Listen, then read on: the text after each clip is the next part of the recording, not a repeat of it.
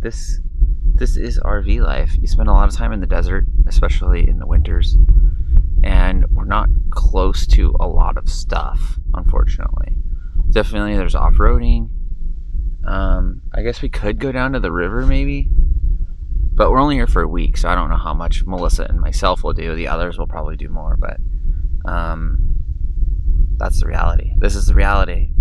Come here to the desert, work for a week, move on the weekend, maybe do a small activity, repeat, repeat, repeat.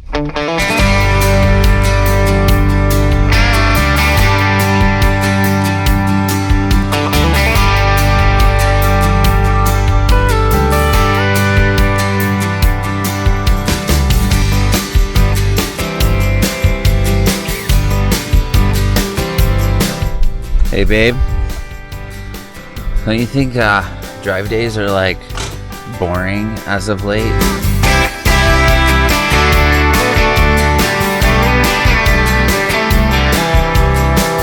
Dude, what do you think?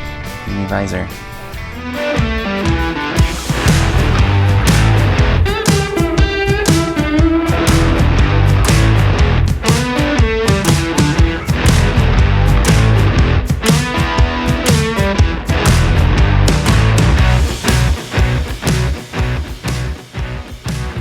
So all things must come to an end. Today is Sunday. We've officially been here almost 2 weeks at this spot at Lake Mead, and we've already lost one rig. They're moving on to the next spot. I believe 3 of us are going to be going to our next location, which is 2 hours south, at least for 1 week, and then we're going to kind of be splitting up slowly but surely for different Christmas activities. This spot has been great. I would highly recommend it if you want to be close to amenities, meaning a town with every store, everything you need. It was only 20 minutes away to go to Henderson. Then you can go do all the fun activities in Vegas as well. There's tons of hiking, tons of off-roading. Overall, a great spot to spend a couple weeks with friends. Anything else to add, babe? Don't repeat what I just said, because me and you both always do that. Did you say anything about how you had to pay to get in here? No, so I didn't. It's actually a national recreation area. So you have to have like a national park pass, or you have to pay the entrance fee. You pay the entrance fee for one vehicle, and you can do it for 7 days, come in and out as much as you want. If you're staying here longer than that, it probably makes sense to buy an annual pass, especially if you think you might visit other national recreation sites within the calendar year. No, yes. Within just the physical year. Physical year. November to November. Yeah, and you are legally allowed to camp for free after you pay that fee for 15 nights here. For some reason, it's 15 nights, not 14. Okay. Anyways, today we have a short travel day. We're going to show you guys some of that and what to expect on a travel day. We do a lot of these travel day videos because they're real life and stuff happens quite a bit. Also, on a side note, we almost didn't leave here today because we're dum-dums and we forgot that we were having a package delivered to USPS General Delivery. I mean, in our defense, we never got our tracking number that we were supposed to get for that package, so we didn't know for sure whether it arrived or not. But we realized at the last minute last night that we hadn't gotten our package yet, and it was supposed to be here, you know, by like Friday. Yeah. And we had to do a mad dash to get Mad dash, last minute. Literally, it was closed, and the guy didn't want to give it to me because it was after hours. It was at 6 o'clock, right when they closed. So, just like another thing of RV life, getting packages, don't forget about your packages, stuff like that. The logistics of getting packages delivered is terrible. Such a pain in the butt sometimes, but we made it work, and we are ready to leave today. Oh, and if you guys don't know who we are, my name is Jesse. This is Melissa. That is Zamboni, our little dog. Our son Lincoln is sleeping right now, and we are Adventure Endeavor. Alright guys, so we talk about this time and time again, and every type of rig, RV, travel trailer, fifth wheel, earth roamer, overland setup, they all have their pros and cons, right? We're going to talk about one of the pros for ours, and it's the fact that we have 4-wheel drive. So, it might be hard to tell, but this spot is extremely soft. So you can tell it is just extremely soft sand. So we talked about it when we came in here, and the way our spot was set up and how we all wanted to kind of park together closely and whatnot, we determined that we were the only ones that could go into this exact spot, which is a spot. The Class A's, there's just no way they would have been able to go in here and successfully make it out without a tow strap, without being completely buried down to the frame. So we're hoping the Ram does not have that issue as well. I put it in 4 low, and my goal is to back up as far as I can and then try to make this turn right here onto a more solid ground. We'll see how it goes. Worst case scenario, we have tow straps and we have the Jeep. Let's see if Jesse gets stuck. So far, so good. So far, so good. Go, go, go. Go, go. It's very, very soft. This looks like he's got it.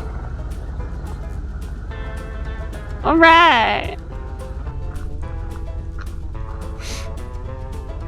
All right, guys. So this is what I was talking about. You can see over here, extremely soft. The trailer tires had to kind of run up on there. And then even over here, where the Ram was, this is kind of where the Ram was the front of our trailer. You could see it's just super soft. That's one thing I really like about a travel trailer or fifth wheel, something with 4-wheel drive. It just gives you more options. So this is the one thing we do not like about moving on the weekends, and that is the lines that you get at dump stations. Obviously, we do not need a dump station, but we do need fresh water.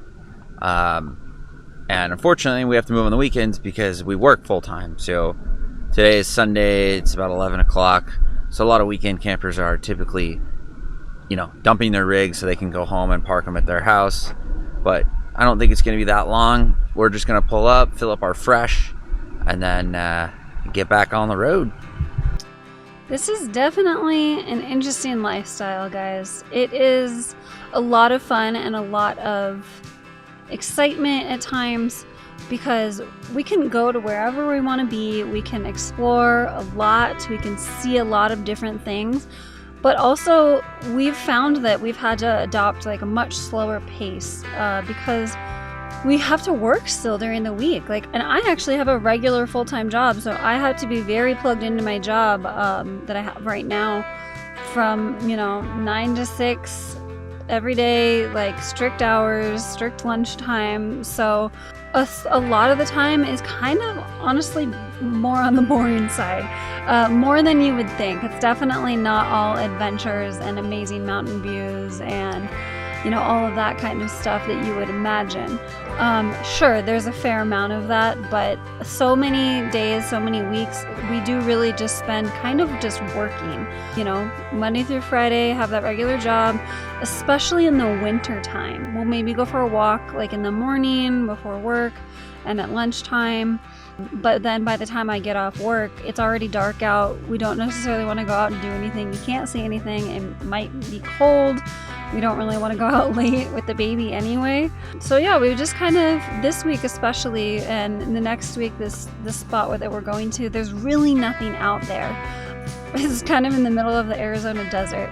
So we're just going to be working and hanging out, and that's a big part of this lifestyle, I think, that is really important. If you want to live the RV life and you want to make it sustainable longer term, I would highly recommend finding a community of people, finding friends that you can go camp with, especially if you're planning to boondock, because you can be out in the middle of nowhere out here and not really have much to do. So it'll be nice to just get outside of your rig at the end of the workday and maybe have like a little campfire.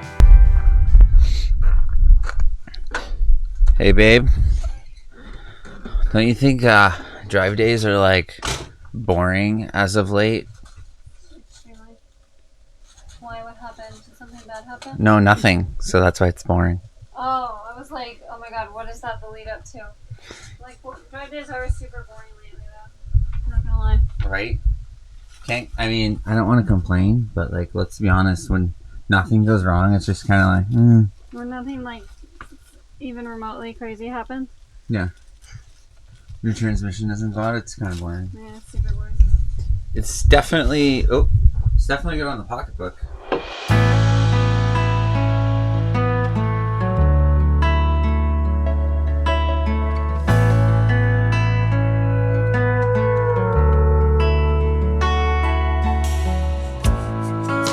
after a long work week, I decided to surprise Melissa with a pizza night for an early birthday present. It was super easy to rally the troops. We made pizza and we had a freaking amazing night. I'm coming out. Okay. Terrible. And I'm doing an OG, so we're gonna need some cheese, we'll do some pepperones. Very Okay. poor decision.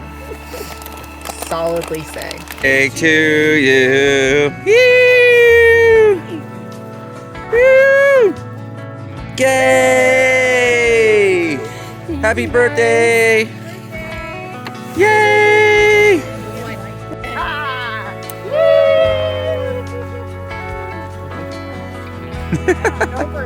Yay! Birthday celebration!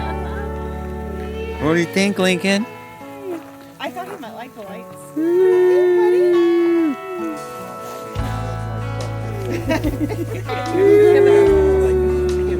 It's like what? It smells like childhood. All right.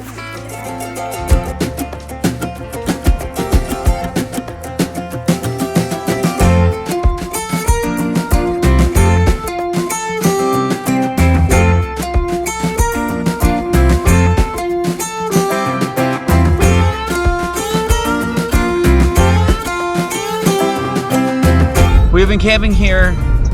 What is this called? It's called Oatman Mountain OHV area or something. Oatman Topak OHV area. It's nice. It's very quiet, but we are right on Route 66.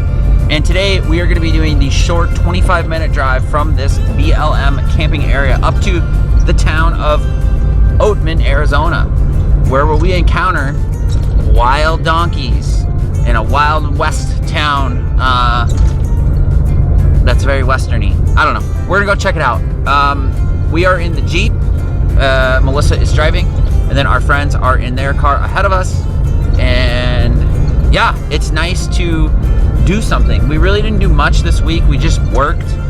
Last night we celebrated Melissa's birthday a little bit early, and we had a pizza night, which was really fun. Thank you so much, friends, for helping me celebrate my 35th birthday. It was very nice, a little bit of a surprise for me.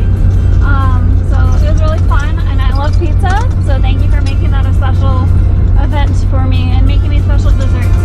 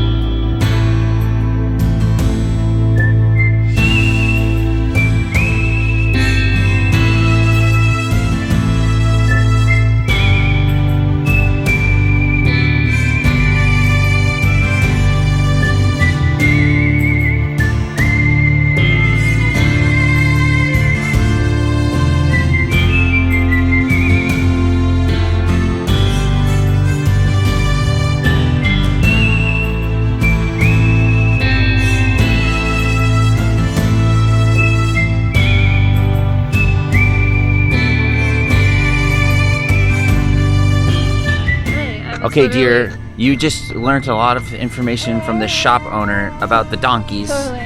What did you learn? I learned that some of them have like a fat deposit on their necks because they were getting way too many carrots like every day of the year, and it's not good for them apparently. So yeah, anyway, so that happened. And then there's a lot of different donkeys, and there's like families of donkeys, and one that likes to go into the shop is a baby, like rubs his face against. But he doesn't her actually goods. go in though, right? He just like gets right to the door. Yeah, he just gets right up to the door and hangs out. And so they're not, they don't, do they even sell food to feed them anymore, or they're like against that now? She said that they did alfalfa for a while, but now it kind of looks like it's just hay. Hay. Oh, so you can buy food. It's $1 for a bag of burrow food. And they just hang out there and they wait for food. But that's like one of the main reasons that people come to this town is to see the donkeys, and then obviously the town is just kind of cool and fun. But yeah, they were brought here like back in the old mining days to obviously like help the miners like carrying goods and you know the ore and all of that, water and all the supplies like to and from the mines. And then when the mine operation shut down, they just stayed, obviously. And they are technically wild, so they can be aggressive. Yeah, technically they're like in the middle, right? Like they're not fully domesticated, but they're like, they don't like live at somebody's house. Like right. They just live out in the mountains, and they come into town and are around people very often. Yeah, they're very, very used to being around humans. But and we got Cub a hat. Can they see Cub's hat? Lincoln. So this town is really cool. I have been here. This would be my third time. Melissa has been here. This would be her second time. We used to do off-road trips to this area. We'd go off-roading, and then we would come explore this town. And then now we're here with our RV friends. So it's really fun. It's just kind of, you hang out. There's a few restaurants, obviously a lot of shops. You can do old-timey photos. You can go do the section of Route 66 known as Sidewinder. It's 191 curves. We probably won't be doing that because we're in the Jeep and it would take like forever. Huh, Lincoln? Right? Right. So there's a lot of really informative signs like this one around the town. And this one says, "It is an Arizona territory, the ghost town that refuses to die." Wow, World War I was funded partially by the gold out of these mountains in 1912. So lots and lots of mining operations, gold, silver, platinum, mostly gold. The most interesting thing about it nowadays, I think, is the burros that still live here. And this sign right here says, "Burros can smell water for 20 miles away." First came to Oatman with early day prospectors hauling the rock and ore inside the mines, and outside the mines they would haul the water and supplies. So average lifespan is 30 to 35 years. It's an old butt. It's an old butt instead of ass. It's a butt.